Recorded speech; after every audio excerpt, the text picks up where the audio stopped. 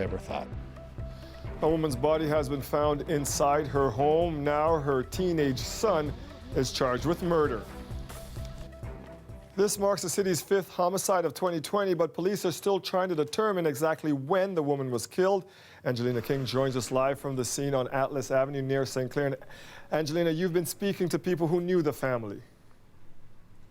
Yeah, I have, and they all say that they're just completely shocked, saying that they're a really nice, quiet family, and they say that this is a really tight-knit community, the type of area where people look after each other's packages when they've been delivered outside, where the kids all play together. I actually saw a lot of kids playing together on the street amidst this large police presence. Now, police have arrested the victim's teenage son and charged him with second-degree murder. He was actually arrested in Winnipeg, and I spoke with a neighbor and the suspect's friend who say that he's been missing for quite some time. The one neighbor says that police have been here at the house since Monday. That's when they were called here for a welfare check, and the neighbor says he's now having to explain all of this to his children. This is hit home right now on a very sweet street here in Toronto, full of kids, spring and summer, even winter. This grim thing, this thing has come home to all of us now. Sweet, striving to raise her child, and back and forth from no frills, and doing whatever she could to raise her son.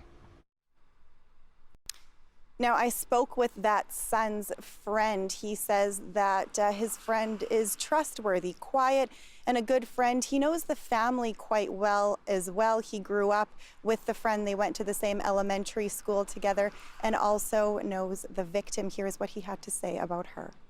His mom was a very caring individual. She watched over us while we were really young. She would always take care of us because I was one of his only friends, and she was very inspiring to grow up with.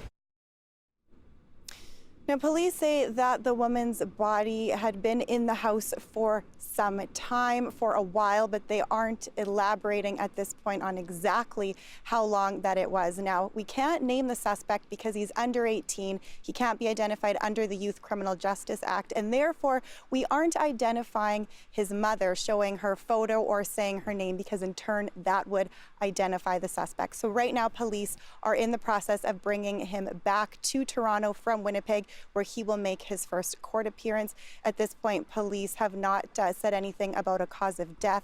And Dwight, this is the city's 5th homicide this year that police are investigating. Thank you, Angelina.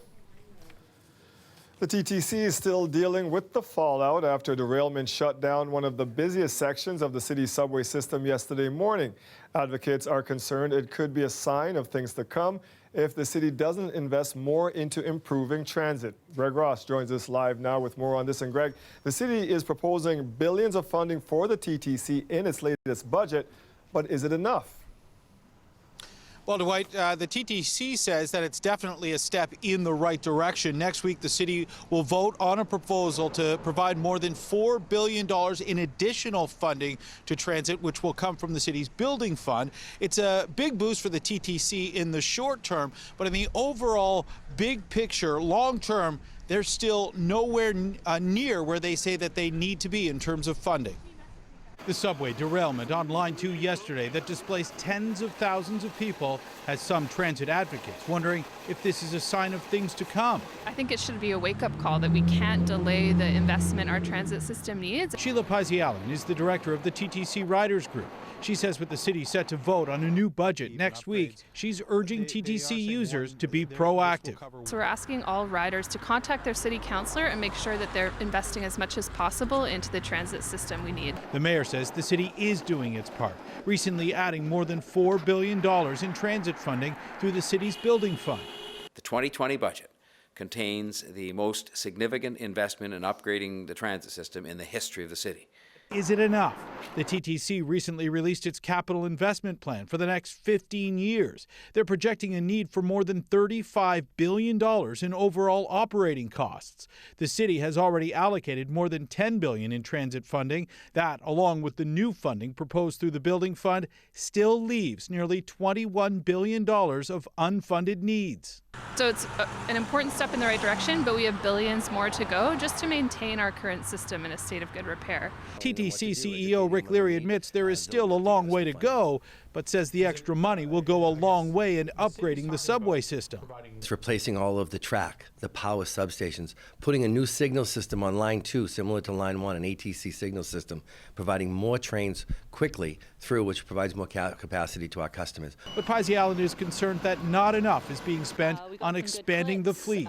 In terms of our streetcar and bus system, we need to see the full orders funded as soon as possible so that we don't fall behind where we already are in terms of service. The mayor says the city can't do it alone. What Mr. Leary also makes clear in his report is the need for all governments to invest in our transit system. We must buy new subway trains, new buses, and new streetcars, but we cannot make these purchases alone.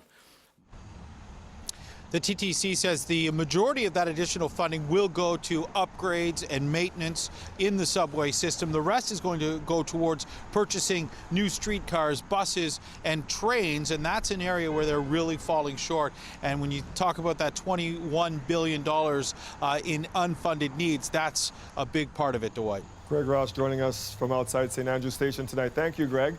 And speaking of the TTC, the former head of Toronto's transit service has now resigned from his position as the head of New York City's transit authority. There's two other thank yous, really. Number one, to New Yorkers for bearing with me, putting up with me, giving me this wonderful opportunity to live in this amazing place. This really is the absolute pinnacle of any transit professional's career.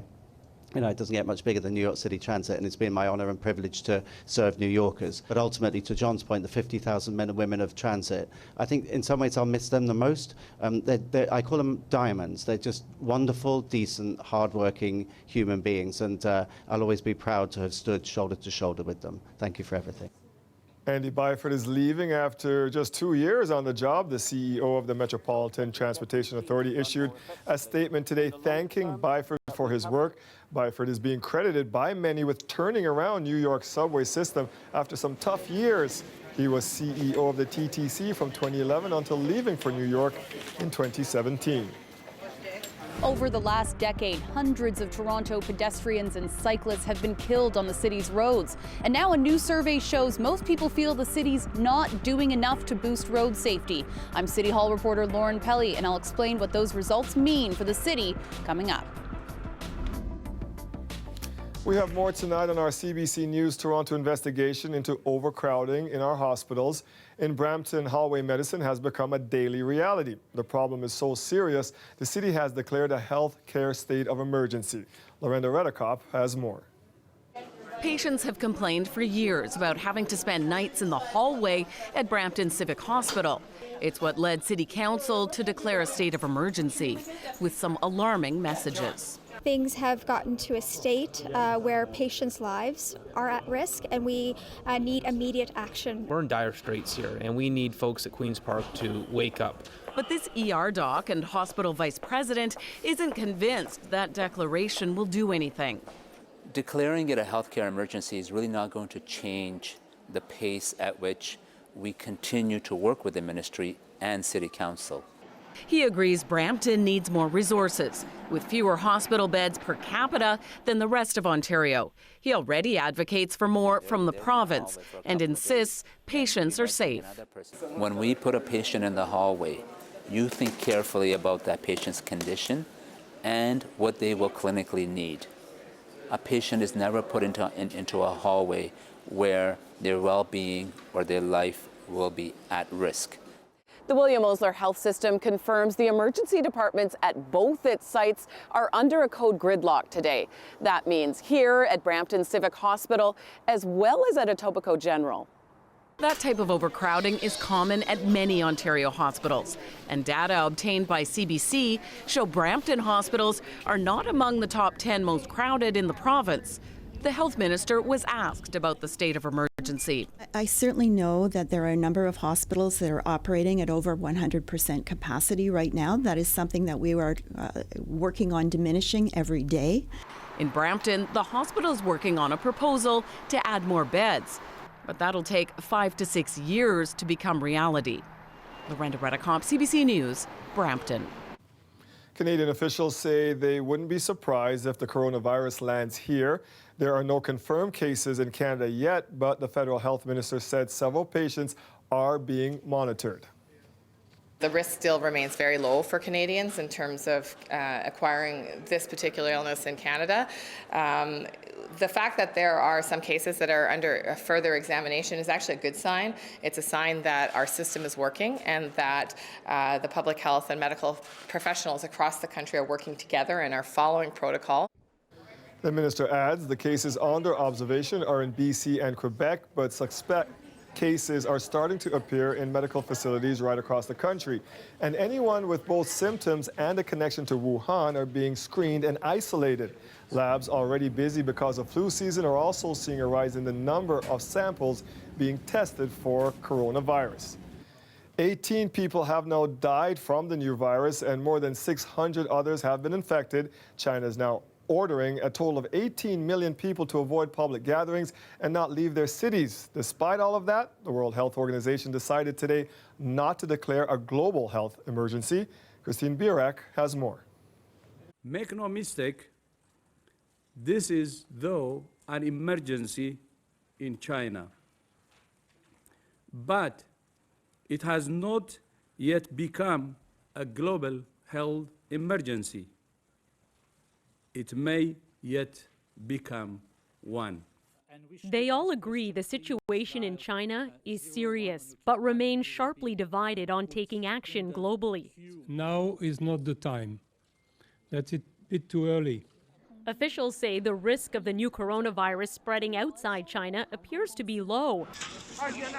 China has canceled New Year's celebrations and locked down several cities, including Wuhan, the suspected epicenter of the outbreak.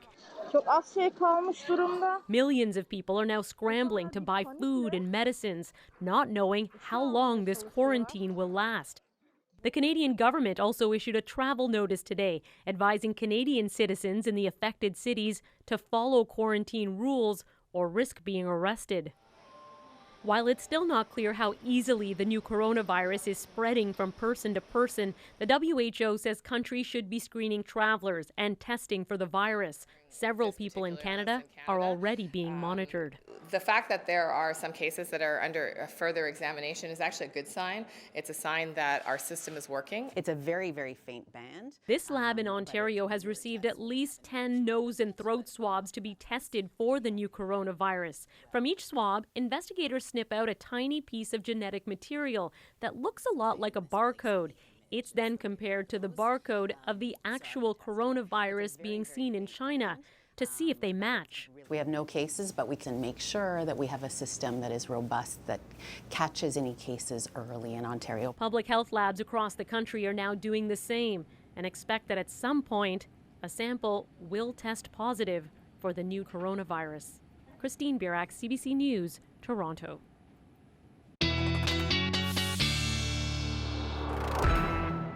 Let's get our first look at the forecast, and Colette, it feels like these above average temps are sticking around. Yeah, they are sticking around. It's really hard to believe we started this week with extreme cold weather in place, and yet here we are with another day with temperatures running above seasonal, and tomorrow we'll see that temperature go just a tiny bit higher. Even now, we are sitting at this hour with our temperature above freezing, so 1 degree in Toronto and Mississauga. We're at the freezing mark. That's for Kitchener-Waterloo region, Hamilton and St. Catharines, and for you folks watching from Oshawa as well.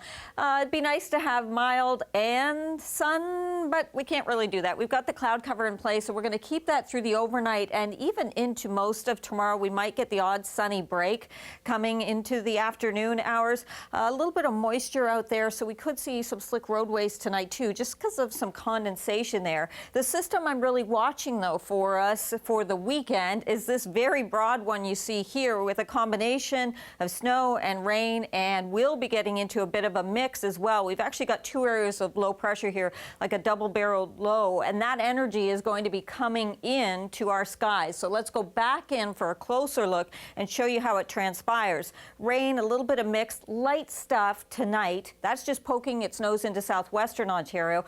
It will turn into rain there into tomorrow, and we will late day, so tomorrow evening, see some of that rain pushing through. Showers at first, then rain through the overnight. But by Saturday, we'll see it changing over into a bit of a mix. So mixing with a bit of sleet or some wet snow at times. It's primarily a rain event for the lower Great Lakes, but I caution you, there could be a bit of freezing rain, and a special weather statement has been issued by Environment Canada for these areas you see here. It looks like the city of Toronto. I know it's very close. It's not really. That's Halton Peel region and for Caledon, and then these other areas you see where Friday night there could be some freezing rain, and it could be an extended period of time. For us, tonight, -1. Look at that, Dwight. 3 degrees tomorrow, late in the day as the temperature continues to rise. Wow. Thank you, Colette. You're welcome. 3 people are in hospital after a crash in Whitby. Durham police say it happened just before 10 this morning. A vehicle traveling south on Thixton went off the road, striking a pedestrian and a light standard. 2 other vehicles were also caught up in this crash. The injured pedestrian was taken to a trauma center. A passenger in the car that left the road was rushed to hospital with serious injuries. The driver of that car was taken to a local hospital. Police are still trying to figure out why this happened. Hundreds of Toronto residents have died on the city streets over the last decade. Now a new survey finds most people feel the city isn't doing enough to boost road safety, and it's prompting questions about how to speed up those efforts to prevent even more deaths. City Hall reporter Lauren Pelly joins us live from Yonge and Dundas with more on this exclusive story. And Lauren, what were the key findings of this new poll? Well, look behind me right now. For starters, you can see all the hustle and bustle in Yonge and Dundas with people trying to get where they need to go tonight, whether it's on foot or in a car. And it turns out many of these people are quite concerned about road safety. That's a key finding from this new survey, which also showed that people really support building more bike lanes and redesigning roads in hopes of making our streets safer. Now, road safety advocates say this should be a wake-up call to city officials. It's dangerous and scary, and there's no clear place for you to be. Jess Speaker has good reason to feel afraid on Toronto's roads. I was riding my bike to work in 2015 on a dangerous street, and I was only on that street for about 300 meters going between side streets, but that was enough exposure for someone driving a huge SUV to T-bone me. The personal trainer and road safety advocate suffered brain and spinal damage in the crash. Now she's among those calling for more action from City Hall. It's just amazing how many Torontonians are in favor of the measures that we haven't done yet that would actually move us closer to 0 deaths on our streets. The real nuts and bolts of Vision Zero. A new survey commissioned by the David Suzuki Foundation found it's a big concern for a majority of Toronto residents. The poll suggests nearly 90% of people are concerned about road safety, and close to 70% believe the city is not doing enough.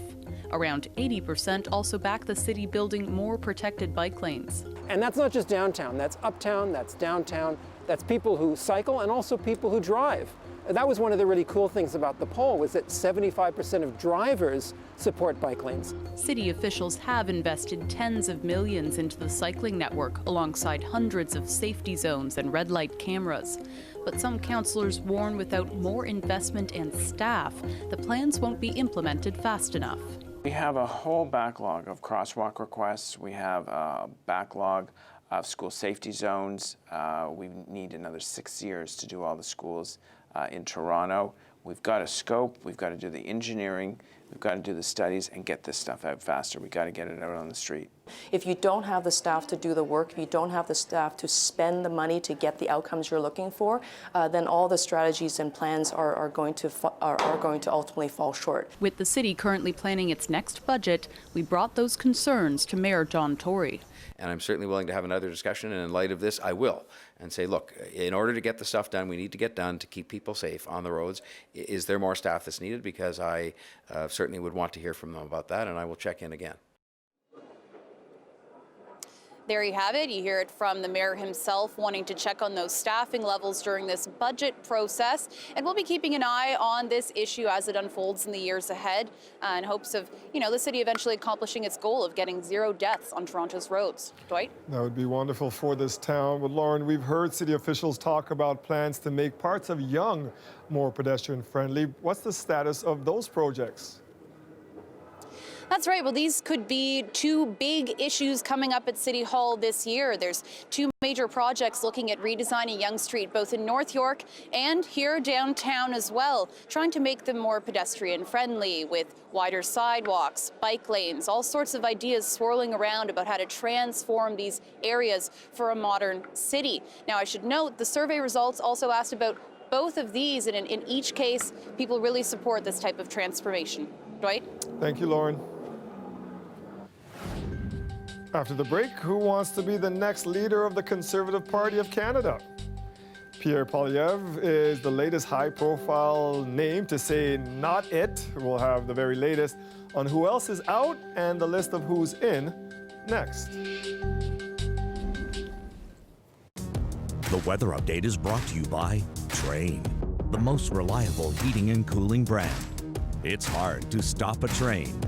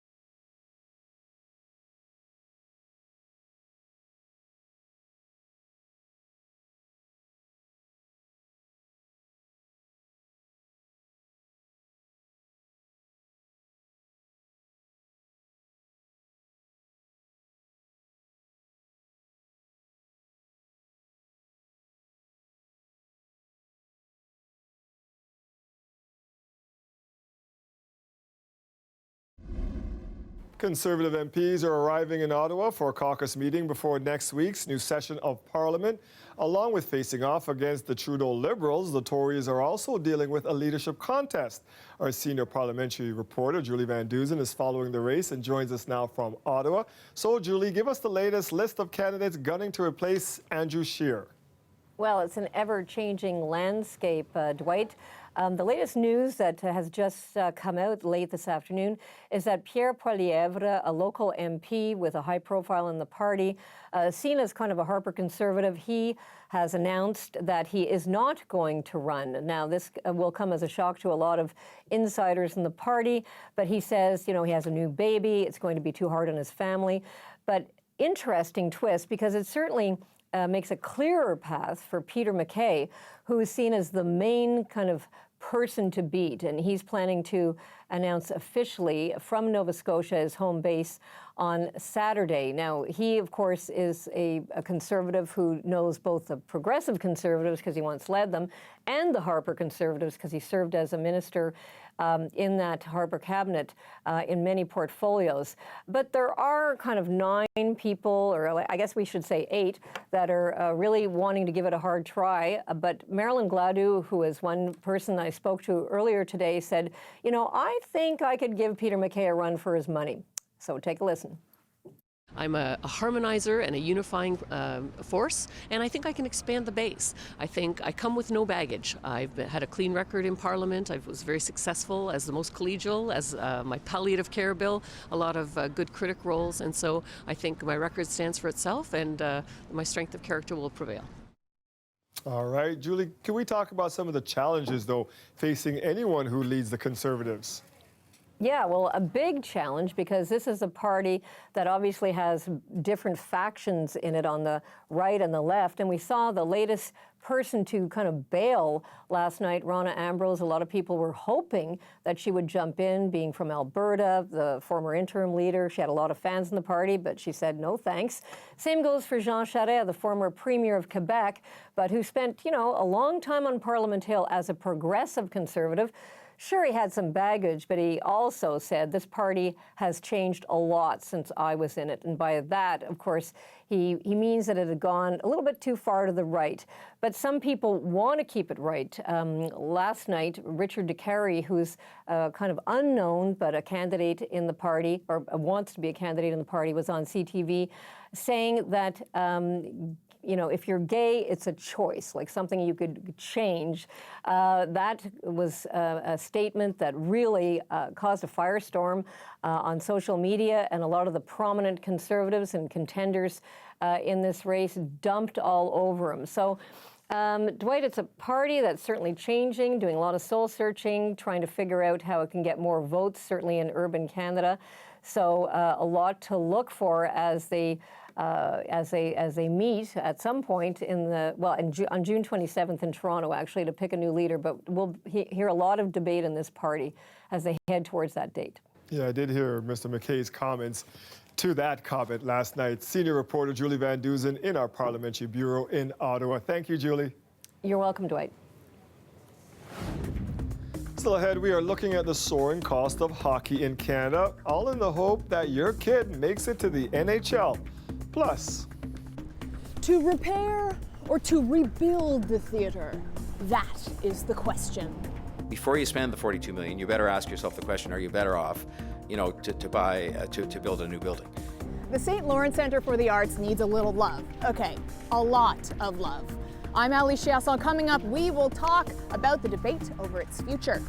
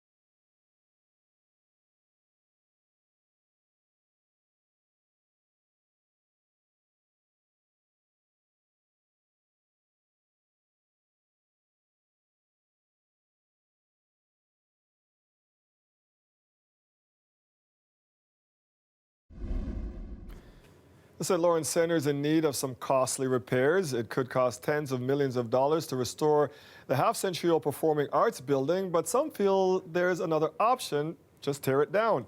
Alicia Hassan got inside today for a look at what needs to be done. I noticed when we were driving up, the sign was off. That's right. It's been off for about 2.5 years now. About 2.5 years ago, we were given a cease and desist order by Industry Canada because the technology within that LED sign is so old that it was putting out a frequency of energy that was interfering with cell service around. Oh, man. So we were forced to turn off that sign and not use it anymore. What a shame. It's a horrible opportunity that we're not able to take advantage of anymore. To say the St. Lawrence Center for the Arts is a fixer-upper would be an understatement. It needs $42 million to bring it up to good repair. So we're trying to turn on the lights, bring it up to industry standard. I mean, a bit dated. It's a bit dated. And to make it actually accessible. It's the worst feeling in the world when you have to tell an artist we can't get them onto their stage or to their dressing room in any kind of dignified manner. We've lost clients because of it, and it's an absolute shame. It hasn't aged well. Its official opening in January 1970 was something of a minor miracle, attributable to the faith and hard work of a small number of dedicated people. 50 years later, we talk to the new people mulling over the theater's future. Before you spend the $42 million, you better ask yourself the question: are you better off, to build a new building? Do we want to spend that money to stay in the state of good repair and stay in the building that we're in, or do we want to leverage that money on a redevelopment project? A rebuild would cost about $200 million. The operators feel they can transform it into a multifaceted arts center. There's really no life in this building during the day. It's open for the public when they buy a ticket and they come and see a show. We want to make sure that the entire public can use it, that it becomes a place where people can interact, commune, bring the neighborhood together, and really have life in it all the time. And that's the kind of space that we can dream about if we get a yes at council. City Council votes next week to begin the consultation process to decide how Act 2 of the St. Lawrence Center plays out. Alicia Hassan, CBC News, Toronto. The NHL All-Star Game is this weekend. The Leafs' Mitch Marner will be among the players showing off their skills. It takes a lot to be one of the best in the world: hard work, talent, and probably a lot of money. Aaron Salzman shows us how parents are spending big to give their kids an edge. It's exam week, but these students are heading to the rink instead of the classroom, cramming in an intense 90-minute practice, part of the daily routine at the Ontario Hockey Academy, a private school where hockey is part of the curriculum. Generally have school from 7:25 in the morning till about 11:30. They'll have lunch. We generally skate at 12:30 in the afternoon till 2.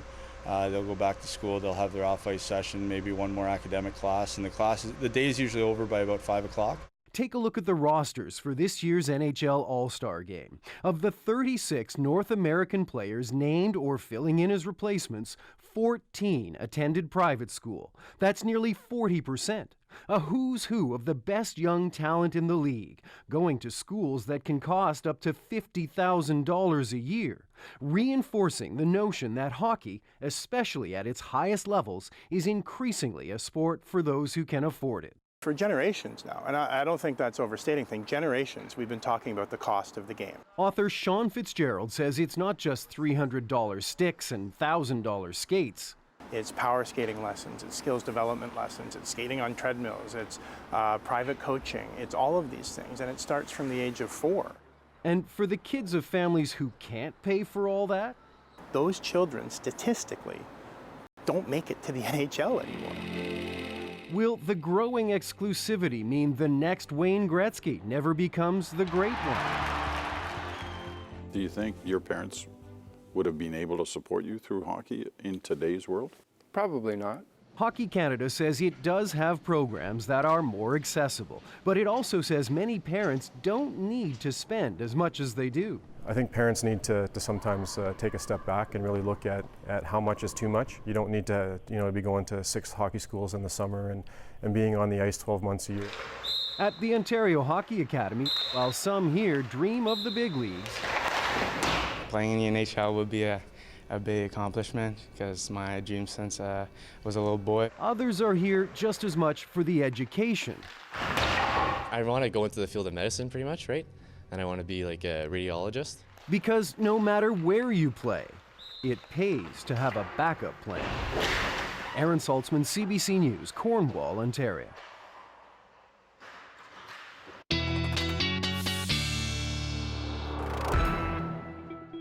And Carla, we got to look at that. I'm in the basketball gyms on the weekend. You spent some time in the hockey arenas and seeing all those parents and all those kids with the dreams of making it. Yeah, and hopefully at the end of the day, having a good time while they're doing it and learning some life skills, just in case it doesn't all work out. I hope things work out for us this weekend, but if you are going to be traveling, well, it might be a little bit tricky on the roads. As I was showing earlier in the show, we do have that special weather statement, and that is northwest of the city, but for some freezing rain potential, and that's Friday night, and could see a few hours of some freezing rain there, especially in some of the higher elevations. So something to keep in mind, but even into Saturday, we're looking at things not being that pleasant for travel. For the city, for the lower Great Lakes, through the GTA, we're talking about rain coming in tomorrow evening and overnight. On Saturday, changing to a mix with some wet snow mixed in there, maybe a little bit of sleet at times and a bit of patchy freezing rain, but we shouldn't see anything too significant with that. And then Saturday and Sunday, some wet flurries coming back in waves. There'll be some breaks in there. Even into Saturday afternoon, we'll see some breaks in the precipitation. I'm going to show you how it all sort of plays out as it moves into our skies. Our daytime highs today, 2 degrees. We should be around -2, almost -3 actually at this time of year. And even our current temperature, 1 degree, so holding on just above the freezing mark. Some of this precipitation we're seeing, even though it's not coming into the GTA, this is associated with this next system. It's going to take its time working its way in, a little bit of spotty drizzle into southwestern Ontario. And then we're going to see towards Friday morning, rain in southwestern Ontario. By Friday evening, it pushes into the GTA. We get into a mix up into cottage country. Saturday, we could see a mix all around, but some breaks in here too. And then on the backside, some wet flurries there. In terms of accumulations for wet snow, maybe a couple of centimeters for the lower Great Lakes. Could be more like up towards 10 if you go into cottage country. It's mostly a rain event for the GTA, looking at that 15 to 20 or just over 20 millimeters of rain we may see from this one. Overnight tonight, this is a look at what we have for your temperatures. I think the overnight lows are almost more significant than the mildness of the daytime highs. These are running about 10 degrees above seasonal. Yeah, you can see those readings. Okay, a bit of a wind chill, feeling like -5.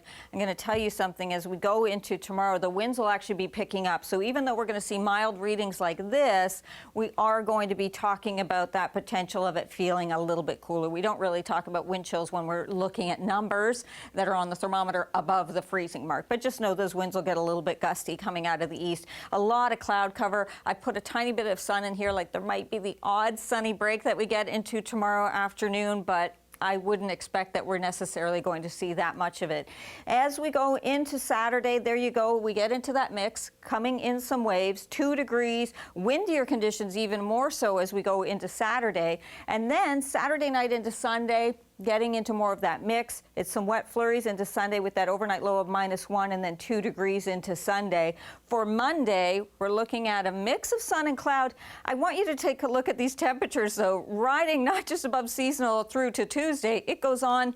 There's a couple of exceptions, Dwight, but it really goes on as we get all the way into the beginning of February. Wow. Thank you, Colette. You're welcome. The push to remove U.S. President Donald Trump from office is on the way again in Washington. For the second day in a row, Democrats are taking center stage to make their case at Trump's impeachment trial. Katie Simpson with more now from Capitol Hill. From the outset, senators were warned to brace for a long day with lots of repetition. Democrats picked up where they left off, outlining the laws of impeachment and then applying them to the case against President Donald Trump. No president has ever used his office to compel a foreign nation to help him cheat in our elections. Arguments were focused mostly on motive and why President Trump allegedly pressured Ukraine to investigate Democratic presidential hopeful Joe Biden. Let's look at the slide about some polls. Democrats say the president wanted to smear Biden because he's a potential threat to Trump's re-election, and in great detail allege that smear campaign linking Biden and his son to corruption is based on a widely debunked conspiracy theory. There is simply no evidence, nothing, nada, in the record to support this baseless allegation. Tensions on the floor appear to be easing at least a little. After Wednesday's marathon session, a fierce Trump ally, Republican Senator Lindsey Graham, congratulated Democrat Adam Schiff for his opening argument. Quite frankly, I thought they did a good job of taking bits and pieces of the evidence and creating a quilt out of it. So what I will tell my colleagues is the other side gets to talk and see if they can pull a thread here and pull a thread there and see if it holds up. Trump's lawyers won't get a chance to present their side until Saturday after the Democrats are done. But that's not holding the president back from getting his own message out. He's tweeted and or retweeted more than 100 posts, mostly about impeachment, ever since the Democrats began. Katie Simpson, CBC News, Washington. Some graphic testimony was heard in the trial of Harvey Weinstein today. The former film producer has pleaded not guilty to sexually assaulting 2 women, but it was another alleged victim who was telling her story today. Tashana Reed has more from the first witness in the trial.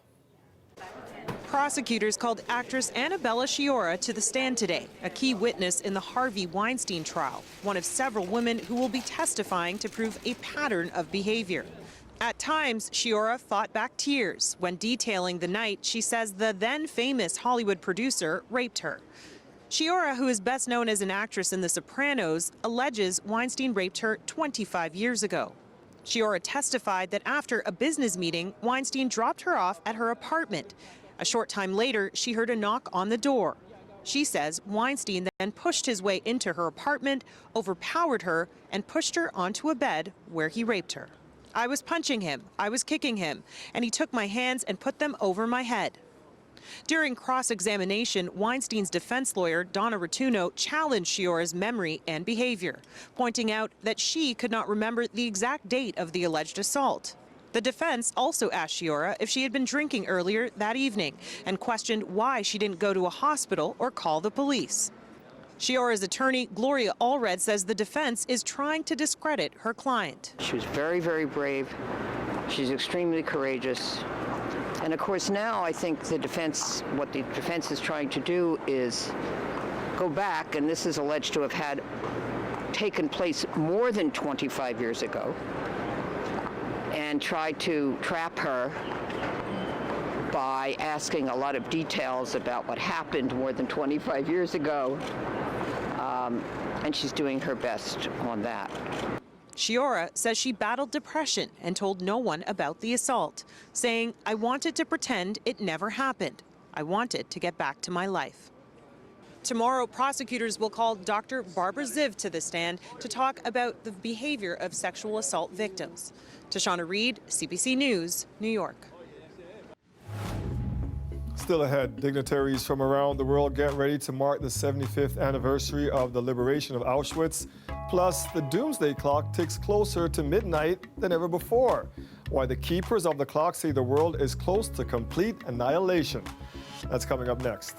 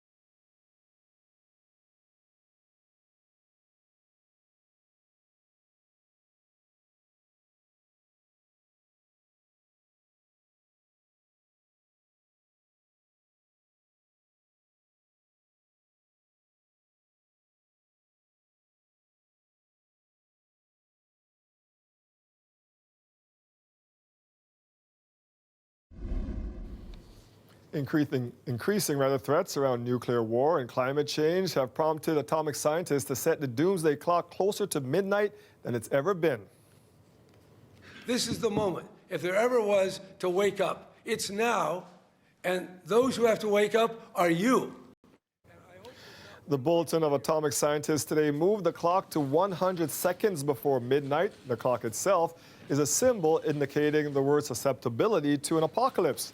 It had been sitting at 2 minutes to midnight since 2018, but according to the scientific analysis, conditions have dramatically worsened, leading to a profoundly unstable environment that demands an urgent response. Those in the elders group affiliated with the bulletin say problems have been made worse by complacency over very real tensions and environmental changes.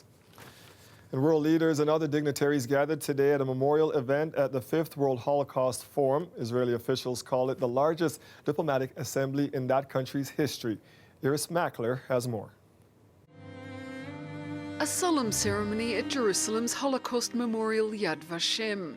A mix of speeches, music, and the Jewish prayer of mourning for 6 million Jews murdered by the Nazis during the Second World War. Wreaths are laid and candles lit in memory. 800 people at the Holocaust Memorial hear speeches first from Israel's President, Reuven Rivlin, and its Prime Minister, Benjamin Netanyahu. The Jewish people have learned the lessons of the Holocaust. Always to take seriously the threats of those who seek our destruction, to confront threats when they are small, and above all, to always have the power to defend ourselves by ourselves. 5 world leaders spoke, including the descendants of the Second World War allies and victors, Russian President Vladimir Putin and US Vice President Mike Pence. Today we remember what happens when the powerless cry for help and the powerful refuse to answer.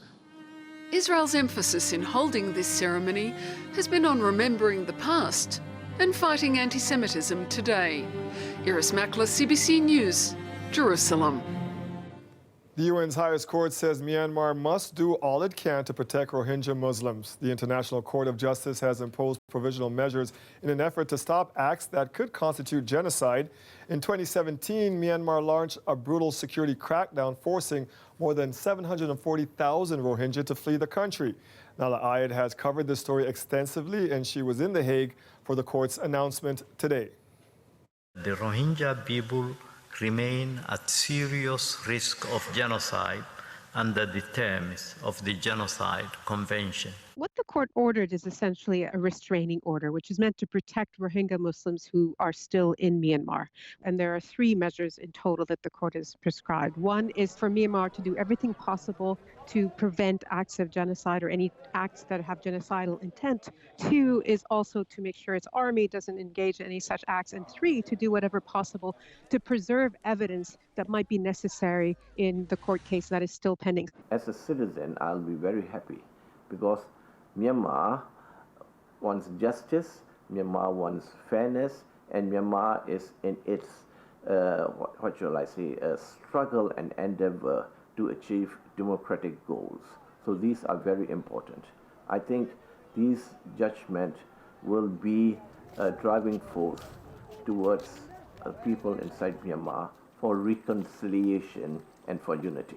This is a binding ruling, but ultimately there is no way of enforcing this decision. Of course, countries can take actions, the Security Council can take action and impose sanctions against the country, but given how frozen that body has been over the last couple of years in dealing with this case, it's unlikely that they would take unanimous action on this. Nala Ayed, CBC News at The Hague. After the break, we catfish you. No, not that catfish, the real one you can eat. Why y'all fall for this dish and where you can find it coming up next.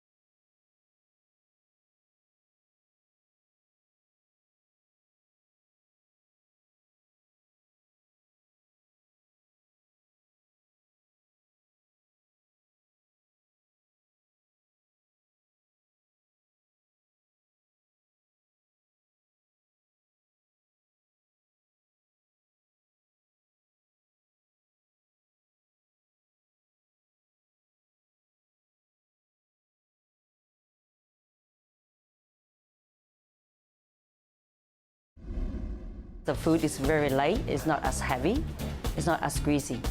It's just in your mind all the time, you want to have that item. My name is Kim Pham. We located in Niagara Falls. I'm one of the owner of Pho Siglo. Pho Siglo is a Vietnamese restaurant. You're having hot and cold, soft and crispy. If you're first time here, if you like the very tasty, a lot of flavorful soup, is having the laksa. Kim roll is one of our signature. My name's Kim, and I create the Kim roll. One of the other clay pot fish. I create the sauce. It's sweet and salty. It's very unique. And a lot of Vietnamese people like to have that dish. They like to eat with a lot of rice. I'm trying to make sure that when they leave here, they're happy with their food. Throwback Thursday, and today we're throwing it back to Raptors Mania in 1999. That was crazy, that was crazy. That was too crazy. Why these rabid Raptor fans were contorting themselves into the stadium. Coming up next in this week's Throwback Toronto.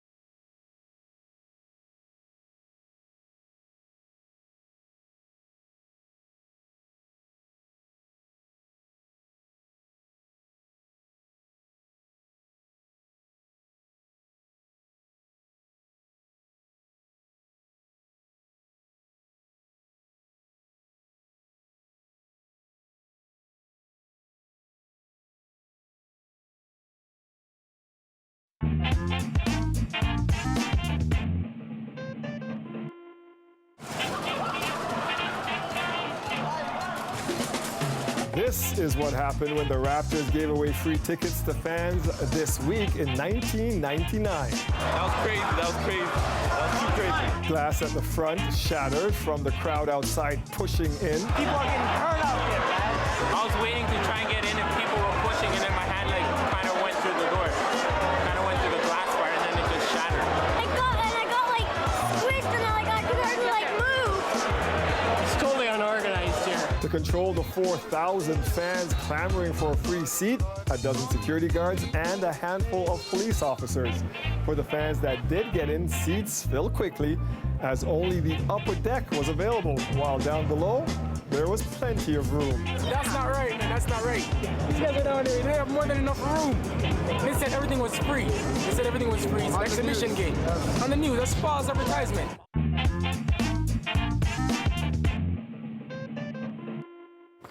No false advertising here. That was false advertising. Everything was free. All right. The weather. Above seasonal and staying that way for a while, it seems. Yeah, there's going to be a couple of exceptions, a couple of days right near the very end of the month where the temperature goes closer to seasonal or even a tiny bit below, but mostly we stay mild. And that's certainly the case tonight. Our temperature about 10 degrees above seasonal, with an overnight low of -1. And then tomorrow it does get a little bit breezy and we will see the temperature going to 3 degrees. So that's about 5 degrees above normal. But rain will come in tomorrow evening and that rain will eventually turn over to a mix with some light wet snow. It's mostly a rain event for the lower Great Wash away Lakes. some of the snow. That's it for us tonight. Thank you for joining us. Mike Weiss has you covered at 11 after the National. We'll see you back here tomorrow at 6.